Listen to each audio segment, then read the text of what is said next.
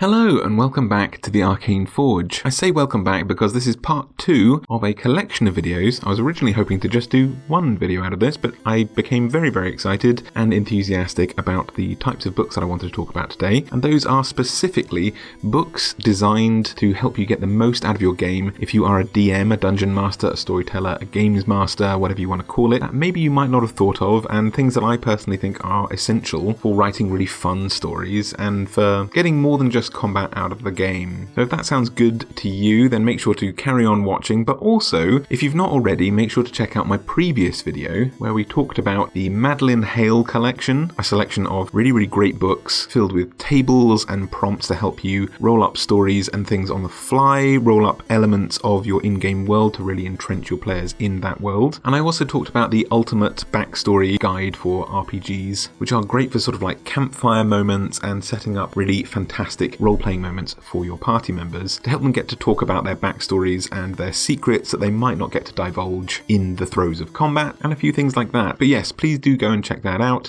But in the meantime, I think I'm going to hand you over to my past self and we can continue talking about the remainder of the books that I'd initially planned for what was going to be a very long video that we have instead split into 2 far more comfortable videos. So thank you so much for your patience. Let's see if any of your favourites are on my list. Now, I've gone off the beaten path quite a lot, so let's bring it back to Wizards of the Coast and we can talk about Volos Guide to Monsters, a book that I'm sure most DMs probably have kicking about, but if not, I would highly recommend it. Now, more obviously, this takes the form of more than just an expanded monster manual. There are loads of creatures in here, for sure, loads of great stat blocks, and loads of interesting player races were introduced this way, but more than that, when it comes to your monsters, it's a great idea to think of them as characters rather than just encounters. Sure, you can think of them as just monsters if you're dealing with some kind of monstrosity, or just some kind of beast perhaps, but this book is absolutely chock full of ways to make characters out of your monsters. Beholders are intelligent, for example, and we get to know more about what kind of lairs they would build, what their motivations for doing anything is, apparently, even no matter how alien that might seem, what sort of creatures might lair with them, what sort of encounters they might have, what life they live outside of your adventurers just turning up and butchering them. Why do they want to do the things that they do? What is daily life like for them? We get to hear that about giants, the Yuan Tai, countless other cultures and people, and how these would kind of shape the activities and the environments that these creatures live in. Ultimately, this is just a giant Monster Monday. This is a great way of getting to know your monsters and how best to utilize them, not just in combat, but in terms of their motivations and who they are. Make your monsters characters. But also at the back of this book are my favorite list of monsters. Because they're not monsters, they're NPCs, they're humans or humanoid creatures. And those are the stories that I like to tell. Often my campaigns take place in cities, where the people that you fight, the people that you encounter, the antagonists, are people. They're stories of characters, not necessarily monsters. What is the local warlord up to?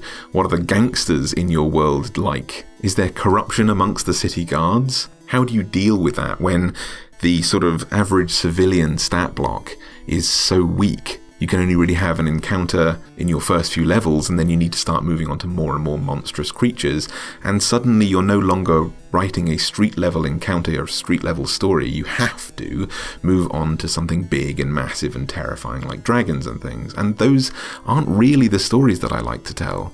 For me, the villains in the real world, just like the villains in D&D, are usually people and the things that they have motivation to get up to, the crimes that they commit, and the impact that has on the world. So in the back of this book, we have more than just thugs and bandits. We have various different kinds of wizards and sorcerers and apprentices. We have archdruids, archers that can be of any species, bards, blackguards, mighty champion-like warriors, priests, pirates, thieves, pugilists and martial adepts, so monks and things, various warlocks and warlords, all sorts of things that you can use to make city-based adventures, and they go up to like challenge rating 12, so you can be using these for a really long time. And one of the criticisms in combat that D&D often gets is that the side with the most actions, the most turns, the most people, the action economy basically, will usually win an encounter. So you can have a warlord at challenge rating 12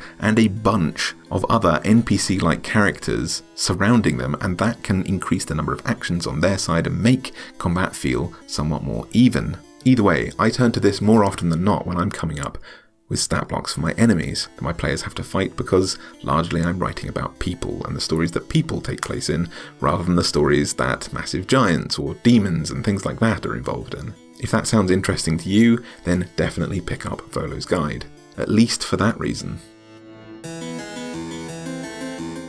In a similar vein, as you can see here from my numerous well-loved little sticky notes, I use this book a lot. And that's not just because it provides a lot of interesting options for my players to build. It has a lot of interesting subclasses and all this kind of stuff for players. They're welcome to sift through that at their own leisure. What's interesting to me are the downtime activities that we have listed in this book and the opportunities for backstory beats. Again, much like the Ultimate Character Backstory Guide, but this is filled with tables and sort of random elements that the player might not decide about their backstory that I also think are essential.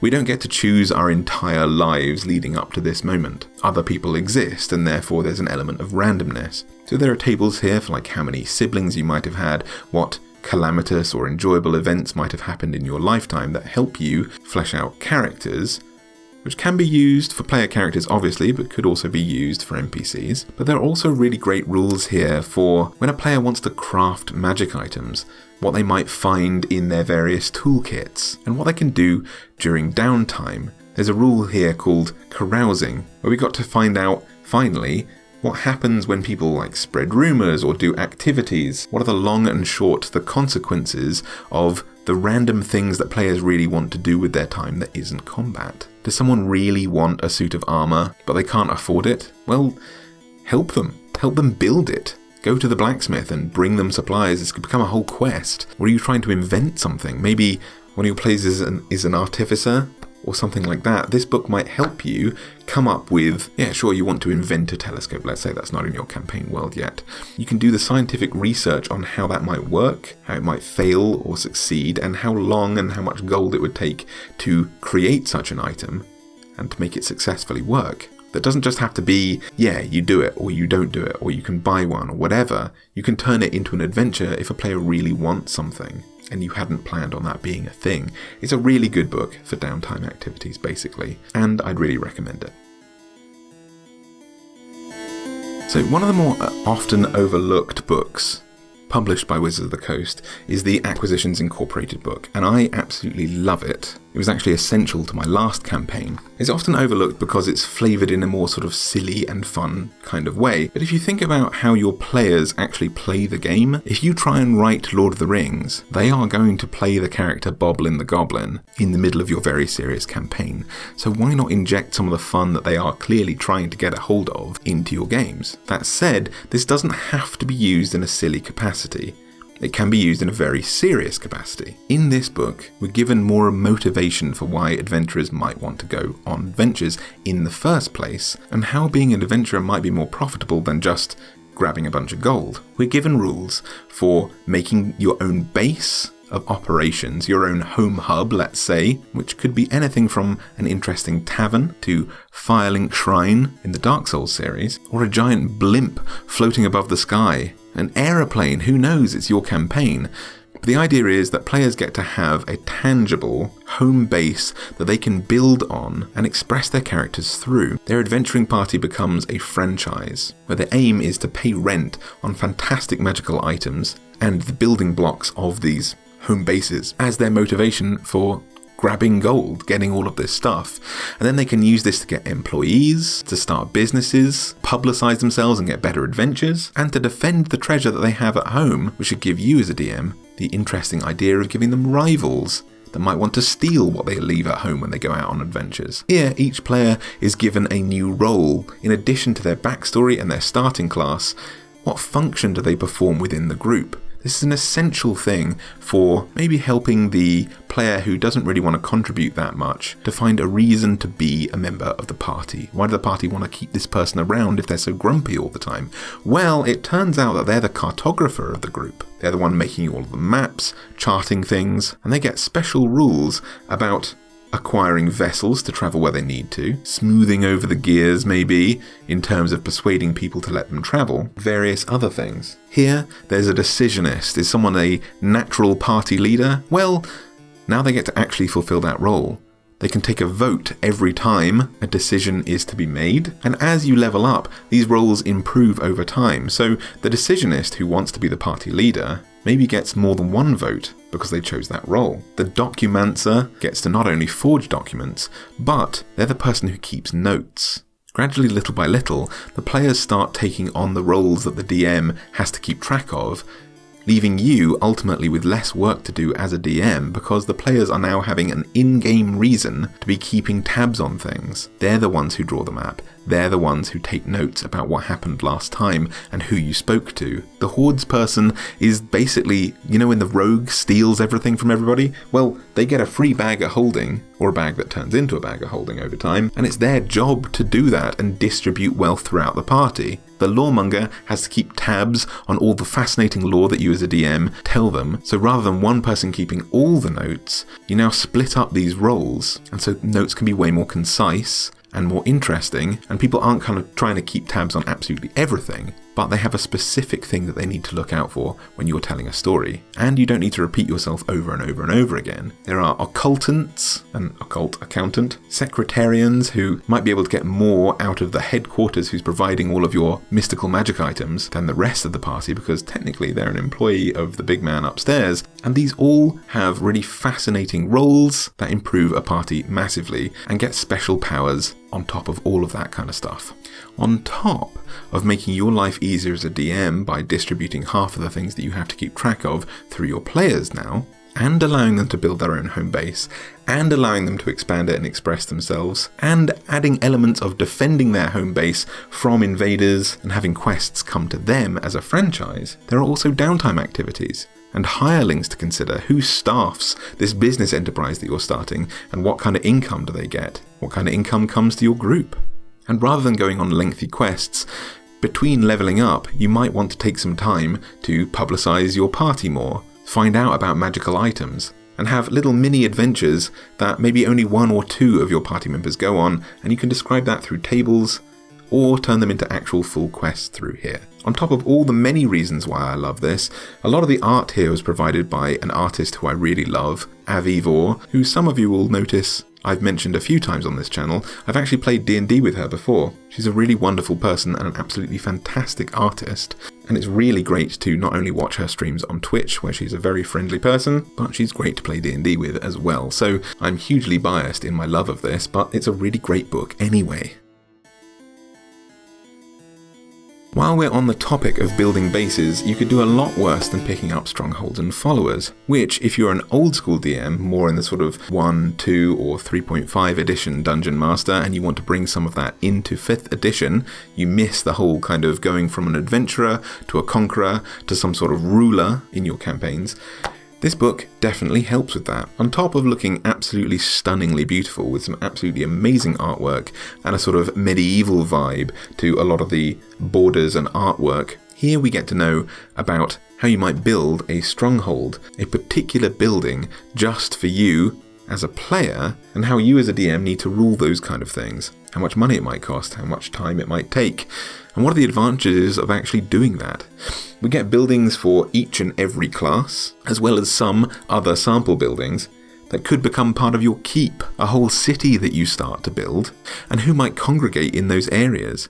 If you're a rogue building some sort of tavern with a secret basement with perhaps a fight club in there, maybe you develop a network of spies over time. Maybe if you're building a wizard's tower, you learn how to make your own spells. There are rules for that in here that somewhat balance someone's ability to literally craft their own spells, something which I love doing in D&D. There are also rules in here for what happens when you expand enough that people start wanting to lay siege to your strongholds, but also what happens when you want to lay siege to something. There are ideas for warfare in here, large-scale battles, and dealing with dungeon encounters less like a sort of small roadmap and more as a 3D building that you want to scale. How do you get in there? What sort of forces do you need to rally around you to be able to accomplish that? How much does it cost to hire all these people out? Or what other things can you give them in order to motivate them to become your personal army? And how does that feel in combat versus the sort of one-on-one playstyle that we're used to in D&D? On top of all of that, there are fantastic magic items and loads of really great creatures in here with beautiful, beautiful artwork, including some more interesting celestials. What are biblical angels like in D&D? Well, you get to see them here, and they are frankly terrifying, both in terms of damage and capabilities. There are really interesting fey creatures in here that are both beautiful, elegant, and deadly. We also get more intricate and more detailed elementals than just a living lava man. Gemstone dragons were reintroduced through this before they were in official Wizards of the Coast books. And we get the return of inexorables, creatures from the plane of Mechanus, of law and order, that, like demons and devils and angels, really provide a fascinating place for your players to go. Creatures with fascinating motivations that your players might not understand, that we haven't seen since the very early editions of D&D, that get to return and are way more menacing. Tiny creatures that look like minions being the only representation of creatures from the plane of Mechanus that we get to see in D&D 5e.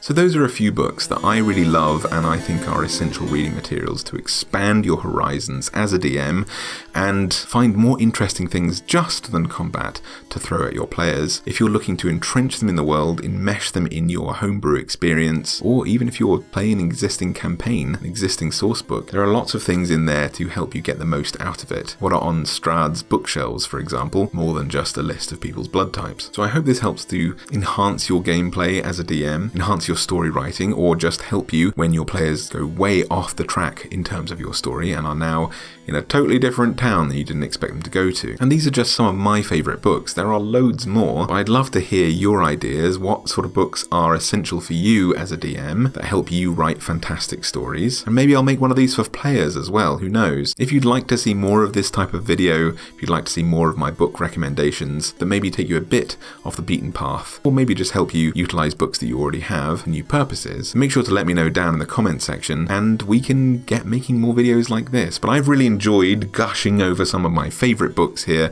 telling about why I love them so much, and I hope you enjoyed it as well. So until next time, happy writing, enjoy being a DM, and I hope you have a great day. Bye!